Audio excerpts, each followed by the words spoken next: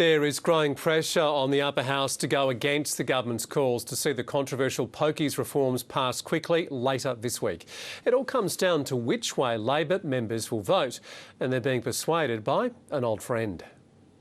The mounting calls to see the government's poker machine reforms put to an inquiry are gaining traction. They rushed it through the lower house. They're trying to rush it through the upper house, and it just doesn't make any sense for legislation that's potentially is going to be set in stone forever. MLC Bastian Seidel, who left the Labor caucus earlier this year, is now urging his upper house colleagues to scrutinise the bill when it hits Parliament this Wednesday, insisting it'll need to go to an inquiry. There are new ways of gaming proposed in this legislation.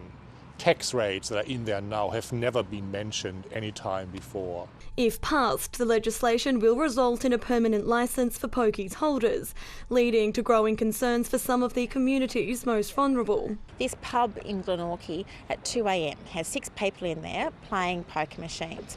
Nobody needs to play a poker machine at 2 a.m. But the government says the upper house has no choice but to pass the bill if the federal group monopoly is to be broken. We want to end the monopoly. What the upper house will only do is stagnate that process, or indeed put that process entirely at risk of ending that monopoly. Labor is yet to rule out its support for an inquiry, but independent MLC Meg Webb says it's the only way forward. How ridiculous to make us choose between the existing problematic monopoly and a new model which is even more problematic in its own way. All it would take is a letter from the Treasurer, and within 5 years we could have poker machines out of pubs and clubs, as well as an end to the monopoly deed. Shannon McDonald, Win News.